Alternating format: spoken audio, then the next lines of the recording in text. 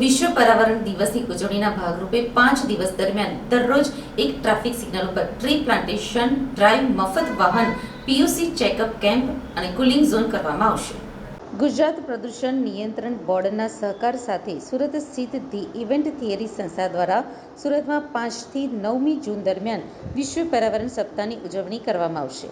5 દિવસ દરમિયાન દરરોજ એક ટ્રાફિક સિગ્નલ ઉપર ગ્રીન કોર્નર બનાવવામાં આવશે, જે અંતર્ગત ટ્રાફિકના નિયમોનું પાલન કરતા ટ્રી પ્લાન્ટેશન ડ્રાઈવ, મફત વાહન પીયુસી ચેકઅપ કેમ્પ અને કુલિંગ ઝોન કરવામાં આવશે. ધી ઇવેન્ટ થિયરીના સંસ્થાપક રામ અવતાર યાદવે જણાવ્યું હતું કે સુરતને હરિયાળા શહેરમાં પરિવર્તિત કરવા ઉપર ધ્યાન કેન્દ્રિત કરવાની સાથે અમે 5મી જૂને ઉજવવામાં આવતા વિશ્વ પર્યાવરણ દિવસના સન્માનમાં એક યુનિક પહેલ ગ્રીન કોર્નર રજૂ કરી રહ્યા છીએ. ગ્રીન કોર્નરનો ઉદ્દેશ્ય પર્યાવરણીય જવાબદારીની ભાવના કેળવવાનો છે. સંસ્થા દ્વારા જીપીસીબી અને સુરત શહેર ટ્રાફિક પોલીસના સહકાર સાથે વિવિધ ટ્રાફિક સિગ્નલો ઉપર ગ્રીન કોર્નર બનાવવામાં આવશે. ગ્રીન કોર્નર અભિયાન અંતર્ગત ટ્રી પ્લાન્ટેશન ડ્રાઈવ, મફત વાહન પીયુસી ચેકઅપ કેમ્પ અને કુલિંગ ઝોન કરવામાં આવશે. પર્યાવરણની જાળવણીના વિભિન્ન બોર્ડ, બેનર્સ, સ્ટેન્ડી વગેરે કાર્યક્રમ દરમિયાન સાથે રાખવામાં આવશે. તેમણે વધુમાં જણાવ્યું હતું કે ટ્રાફિક સિગ્નલને લાઇવ ગ્રીન કોર્નર્સમાં રૂપાંતરિત કરીને અમે ટ્રાફિકના નીતિ નિયમોનું પાલન કરવાની સાથે પર્યાવરણ સંરક્ષણની ભાવનાનો વ્યવહાર કેળવવાનો મેસેજ આપવા માંગીએ છીએ. આ પહેલ નાગરિકોને પર્યાવરણ જતન માટે એક પ્રેરણા અને સશક્તિકરણ માટે એક પ્લેટફોર્મ તરીકે કામ કરશે. અમે લોકોને અમારી સાથે જોડાવા અને સુરતને હરિયાળું સુરત બનાવવામાં હરિયાળી ક્રાંતિનો ભાગ બનવા માટે આમંત્રિત કરીએ છીએ. આ કાર્યક્રમના આયોજન માટે સુરતની milk Palace, Anupam Rasayan company, HDFC Bank, Amaron battery, Global કોલાયન્સ અને પ્રાઇમેક્સ મીડિયા વગેરે સંસ્થાઓનો પણ સહકાર મળ્યો છે. નમસ્તે, હું ડૉક્ટર જિજ્ઞાસા ઓઝા, ગુજરાત પ્રદૂષણ નિયંત્રણ બોર્ડ સુરતનું રિપ્રેઝન્ટેશન કરું છું. અને આજે વિશ્વ પર્યાવરણ દિવસ નિમિત્તે અમે જીપીસીબીએ સ્ટેક હોલ્ડર્સ સાથે ઘણા બધા કાર્યક્રમો રાખ્યા છે. એમાંનો આ એક કાર્યક્રમ છે ફ્રી પીયુસી કેમ્પ. 5 દિવસ અમે આ કેમ્પ કરનાર છીએ અને આ 5 દિવસ દરમિયાન અમે લોકોને આહવાન કરેલું છે કે આવો અને ફ્રી પીયુસી કેમ્પનો લાભ લો, કારણ કે વાહન વ્યવહાર પણ પ્રદૂષણનો એક નાનો એવો સ્ત્રોત છે.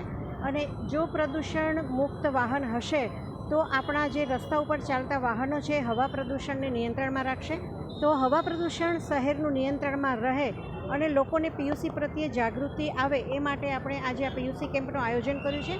સાથે સાથે આજના જે આપણી રોજનીશી છે એમાં આપણે સોફ્ટ ડ્રિંક્સ કે કોલ્ડ ડ્રિંક્સને આપણે સ્થાન આપીએ છીએ, પણ આજે અમે એક નવો કન્સેપ્ટ રાખ્યો છે. અહીંયા દરેક આવનારને એક ફ્રી કૂપન તો આપવામાં આવશે જ, સાથે સાથે ધરતીનું અમૃત કે કુદરતી કહી શકાય એવી છાશનું પણ અમે વિતરણ કરી રહ્યા છીએ.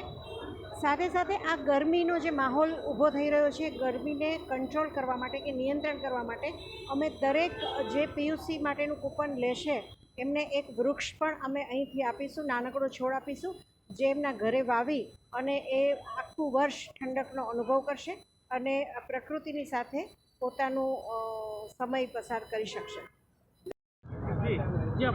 હા, મારું નામ જોએબ વિરાણી છે અને હું મિલ્ક પેલેસથી છું.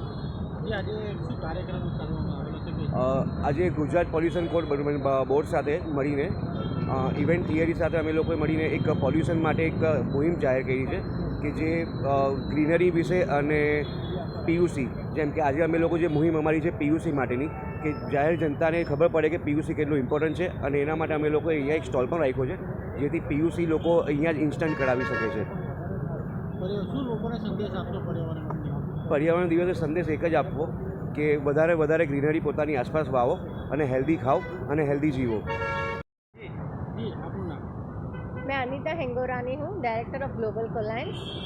मैडम, आज किस तरह का कार्यक्रम ये आज वर्ल्ड एनवायरनमेंट डे है, जो थी थियरी इवेंट ने, जिसने ये बहुत अच्छा प्रोत्साहन किया है पेड़ उगाने के लिए, कि हमें सूरत वैसे ग्रीन सिटी से कहलाई जाती है, तो ये बहुत अच्छा इनिशिएटिव लिया है कि हमें और पेड़ उगाने चाहिए, और ये बहुत अच्छा है हमारे सिटी के लिए. लोगों को क्या संदेश देंगे आप कि हमें पर्यावरण के लिए हमें हमेशा यही करना चाहिए कि हमें पेड़ उगाने चाहिए जितना हो सके, जिससे जैसे अभी गर्मी बढ़ रही है, जिस हिसाब से जितना पॉल्यूशन बढ़ता जाएगा हमारे लिए ही बहुत नेगेटिव इफेक्ट देगा. जितना हो सके आप पेड़ उगाइए, जिससे हमारे पर्यावरण को बहुत ही अच्छा और बारिश की समय